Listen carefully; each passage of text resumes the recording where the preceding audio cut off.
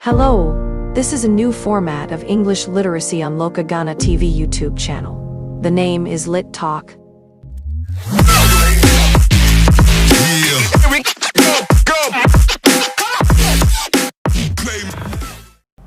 Selamat pagi. Welcome to Littalk with episode 6. I'm Allison Gross, the English teaching assistant from America, and I'm Heni from grade 11 from social class. And now we're gonna talking about Robin Hood. And we want to thank the Extensive Reading Foundation for donating these books to our school. We love them. Thank you so much. Thank you so much. So, shall we get started? Yes. Okay. Heni, I'm wondering why you chose this book. Because I think I don't really know about Robin Hood, about his background or his whole story. All I know about Robin Hood is just he used arrow and bow, and then he just steal from the rich to give it to the poor. But I don't know why he did such a thing. Yeah. That's why I choose to read that. Okay, well, this is a very classic story I guess in America, but all over the West. This is like a very classic folktale. Yeah. And it's still referenced today. Yes. So I think it's a really cool cultural story to know about, and I'm excited to talk about it. Yeah, same. So I have a few questions for you. Yeah. I'm wondering, to start out, maybe you can give a very general overview of the story for our listeners today, who maybe they've never read it. So Robin Hood is basically that a noble. He used to be a noble, but another tyrant just steal his land and killed his whole family. And so, to revenge as his vengeance, he create a community with his merry men, and he stayed on Sherwood Forest, and he steal from the rich to give it to the poor, so the poor won't experience same thing that happened to him. Okay, awesome. And do you think that it's fair that Robin Hood steals from the rich and gives to the poor? I guess for that timeline where all the noble are so money oriented and just don't give any attention to their own citizen, I think it's fair for Robin Hood to do such a thing. It's just giving the nobles punishment. Yeah. Kind of. And it was King Henry in this book, right? Yeah.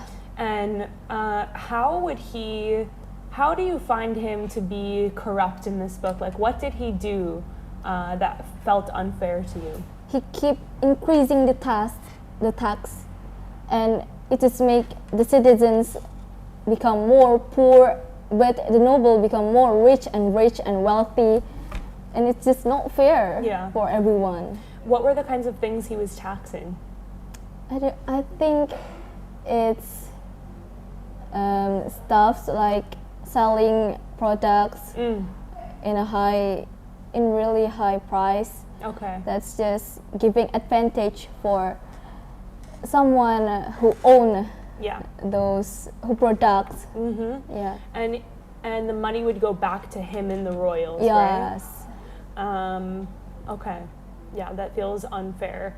And I think that this story, it's more or less like, it's pretty straightforward, but there's a lot of symbolism and relevance to today. I think especially in the US, but I'm sure all over the world, you know? And so Robin Hood and his friends live in the forest. Yes. What do you think of that community? Is that a community that you would like to be a part of, or no? I think yes. I think it will be so much fun because they got food, they got money, they also help the poor, and it's just kind. I feel like, oh, they're kind and they're fun. They do jokes, they sing, and I think I will be happy if I join them. Yeah, and they're free, right? Yes, they're freedom. Yeah. They have I think they're called outlaws, right? Yeah, they're like outlaws. outside of the law of the kingdom. Yeah. Awesome. And okay, so there's a sheriff in this story, right? Mm-hmm. And he is sheriff of Nottingham, right? Yes. Nottingham is where Robin Hood lives. Do you think that he's a villain in this story, or not so much? He is a pure villain in this story. You think so? Yes, because he already steal Robin Hood's land and kill Robin Hood's whole family, and then he's still greedy to keep money oriented, to sell his own daughter to some wealthy old guy. Yeah. It's just so greedy, and I hate it so much. Yeah. There sometimes is a discussion about, oh, well, he's just doing his job and he's been given orders, but I think that it might be a little bit more than that. Yeah. I think there's a part of him that enjoys the power. Yeah, he really enjoyed the power. Yeah. And the money. Yeah, a lot of corruption. Yeah. If you were in Robin Hood's shoes, like if you could acquire a sum of money and give it to people in in Indonesia, what are like some projects that you would work on? Like how would you use the money for good if you were Robin Hood in today's world? Oh, in today's world, I think I will do some program about education, because I think education is the most important we need for nowadays, especially in Indonesia. Yeah. Because it will lead to more power, to more skilled humankind, and it's just so powerful. Education is that powerful. Yeah. So maybe it would be something about Scholarship. yeah, scholarship. Oh, that would be a good one. Yeah. To give money to students to help them through school. Yes. Yeah, that's great. If you were a resident of Nottingham, if you were living in Robin Hood's village, as someone who was a law-abiding citizen, like let's say you were paying the taxes, these unfair taxes every single day, Yes. and how do you think you would feel about Robin Hood? I might think that he's a hero, because he just steal from the richer that keep increasing the tax, and I will feel like some kind of joy because he gives the punishment, even though I'm not the one who's in act to give those punishment to the nobles and the rich. I feel like, oh, at least we have someone that is brave, that is outlaw, that dare to take an act. Yeah. Yeah. He is considered a hero, and I think he's also considered very brave. Yes. Something else I was thinking about is that if I was living in Nottingham and I was just a villager, and there was this person who was escaping all the taxes, I might be annoyed with him. Even though he was doing wonderful things, I might be feeling like, I don't know, why does he get to live in the forest while I'm paying all these taxes? And just to think about it that way, I also was thinking that, you know, oftentimes, like because he was a noble, maybe he still has this sense of Greed. yeah, or like power or yeah. something that allows him to be this bold. Yeah, You know? I see. Yeah. That makes sense. Yeah. So, And I don't think it takes away from any of his bravery. Like, I think that maybe he has more anger because he was once very rich and now not so much. yeah. But it was just something that I was thinking about. I think the anger, I think the way he expressed his anger, it's in a good way. Yeah. Because he also helped with the poor. Yeah. Even though he's actually angry Yeah. with the, And do you think that his strategies or his methods are effective, or what are other ways like that he could be doing this kind of social justice work, in your opinion? What are some other ways of doing sort of charitable work? Charitable work. I think we can do it in a more legal way. As long as he got power. Yeah. So the others will be like, oh, this man got power, but he also doing it for the good way. Right. So people start to look at him, but not in illegal way, like he's just a wanted guy. Yeah. But he's a noble and he uses his power for a good. Yes. Yeah. I think he could do something like that. Yeah. Maybe, I don't know, working within, there's this question, sometimes we can think about it like this, like, how do you dismantle corruption? Do you work within it's the master's house? Like, do you work within the house to dismantle the house? Or do you have to do it from the outside of the system? And I think that Robin Hood is working outside the system. Yeah. Maybe some ways of working within the system will take longer. Yes. And maybe are more legal, but maybe not as effective immediately. Yes. Right? He's stealing things for the poor, like food. Yeah. It's for them to eat. So I think that it's more of an immediate situation. Yes. I have a question. How do you think Robin Hood, if Robin Hood was a woman, what are the things maybe that they would do differently? I think for women in that timeline, which they were still like being so, people not look at women that time, right? Yeah. I think it will be more effective if they just bake something and then they have their own bakery, but they also do charity from that. Yeah. So I think it's also more legal action, right? Yeah. So people will start to look at them, and then I think she will gain more picture from people. Yeah. Like people start picturing him like her, like, oh, she's kind.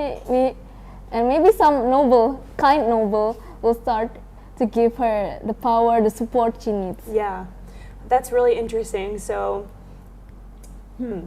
So, by the way, when does this take place? It takes place This story. around Middle Age in England, countryside one. Yeah. So, Middle Ages in England in the countryside. And so what you're saying is that at this time, women did not have the same rights almost as men. Yes. And so if Robin Hood was a woman, maybe running around in the forest as an outlaw and stealing, it will be dangerous. Very dangerous, right? Especially she's a woman. Yeah. And it's interesting to think about what we were just discussing, like how in many ways Robin Hood, because of his privilege as a man and as someone who has once known power and known money, is able to take fulfill this exact position that's needed. Like someone who had to be a woman and take care of the kids and was not able to like run around in tights in the forest, wouldn't be able to do this. It's interesting to think about, right? Right, especially in that time. Yeah. I like the idea of a woman, she would open a bakery, maybe feed the poor, maybe she would bake for free and only give it to people that were hungry, and perhaps would be reliant on someone with money to fund. Yeah, very interesting to think about. Not to play too much of a devil's advocate, but yeah. Okay, should King Richard have forgiven Robin Hood and his band of outlaws for their crimes? Why or why not? I think he will, because Robin Hood and his men is the one who saves King Richard from his own brother betrayal, right? Yeah.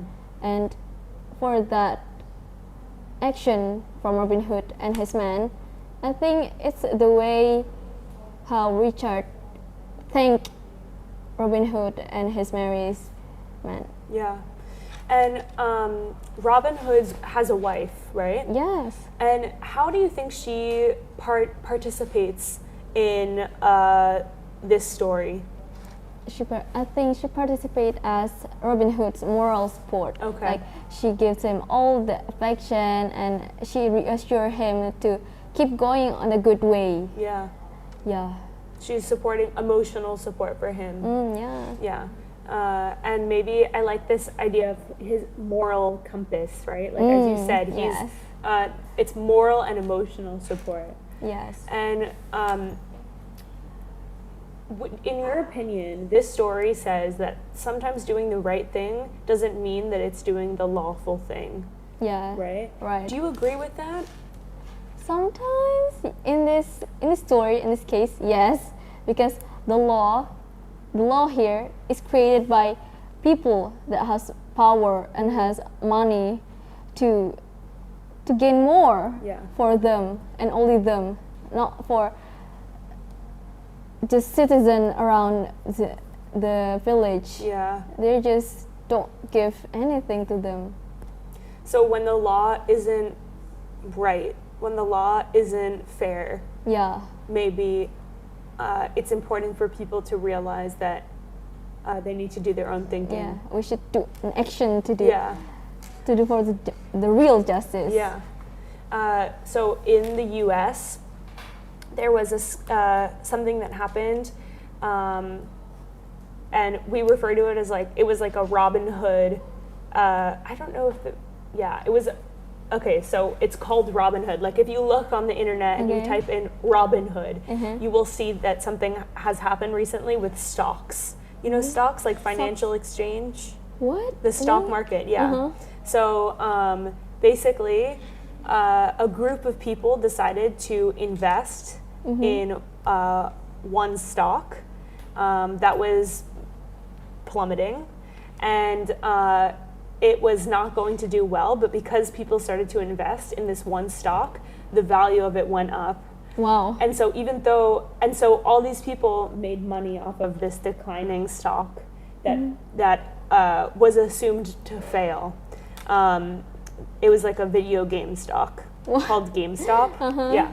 And I think it's interesting because it's like the idea was like stealing from the rich, like stealing from these very wealthy conglomerate financial groups, and they lost money because of this, because this group of outlaws or this group of bandits came together online, and I'll send you some stuff later. It's really interesting. It's really interesting. All right. Why did they do that though? Because they wanted to save this stock. It was like GameStop. I don't know what the equivalent would be here in Indonesia, but it was basically sort of like a retro video game store.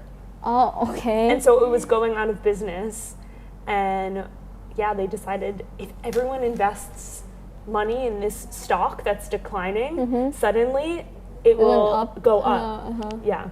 Really interesting. What? So that's what I mean. Robin Hood, this idea of Robin Hood, it's still very much relatable to nowadays. Yeah. Yes, I can agree. Yeah.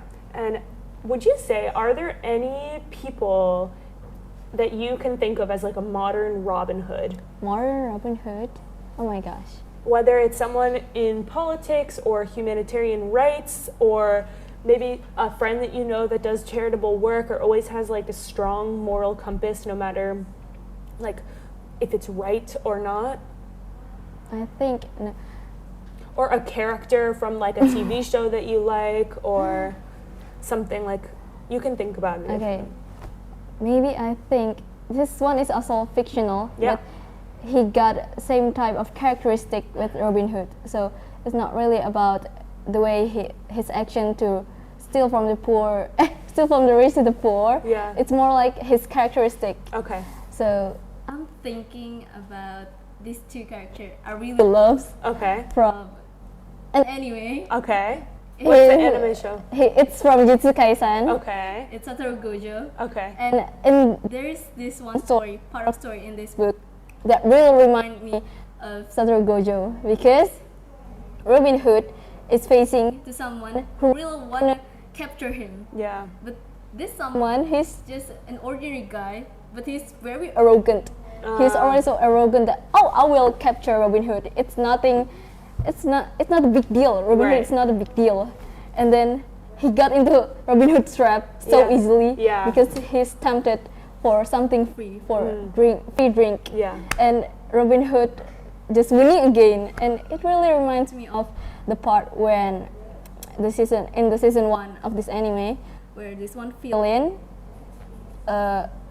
challenged himself. Like he also this arrogant as this guy from Robin Hood. He's the arrogant that I will defeat Satoru Gojo. Okay. Because everyone in the shows really Satoru Gojo in the shows is really the one that's strongest. Everyone calls him the strongest. That's why this villain really determined to defeat Satoru Gojo. But then once he faced Satoru Gojo, and Satoru Gojo is just standing there doing his domain expansion. He's almost get killed. Yeah. If he's not. Did you say domain expansion? Yes, domain like expansion. He's like expanding his territory. Yeah. That it works like that. And then if he's not saved by his own comrades, he might get killed. Okay. Yes. Yeah, a lot of similarities. Yeah. Yesterday I was watching Avatar, you know, like the live action Avatar, and it reminds me of like Avatar, The Last Airbender. That character reminds me a lot of Robin Hood also, because he is sort of an outlaw, or he is, supposed to be, he's this like mythical character. He is working outside of the system because there's no one else like him. And because he's the Avatar, he has this like moral obligation to save the world and save the suffering of people. So, okay. Almost done. I just have a couple more questions. All right, let's go. In modern times, do you think that Robin Hood's actions would be considered charitable or criminal? In modern, I think it will be criminal. Criminal. Because stealing is still a stealing. Yeah. It's still against the law. Especially law nowadays. Yeah. It's different from the Middle Age England law. Yeah. I was thinking about that also. I think that he would definitely be even more of a criminal today. He will be in jail. Yeah, because there's property rights. People would, Yeah. He will be so controversial. That's why I think that there's other ways, like this stock exchange that I was talking about. There's other ways of pulling something like Robin Hood where it's a little bit more. You have to be a little more creative. You can't just steal. You have to be creative about it. It's not weird. Heni, this was such a cool conversation. I love how much we related this story and these ideas to current days, and I loved hearing your perspective on it. Thank you so much for chatting with me, and thank you to our viewers and our listeners. And thank you again to Extensive Reading Foundation and to Loka Ghana Library for helping us put this Lit Talk on. This was episode 6 of Lit Talks. Terima kasih. See you later. See you later.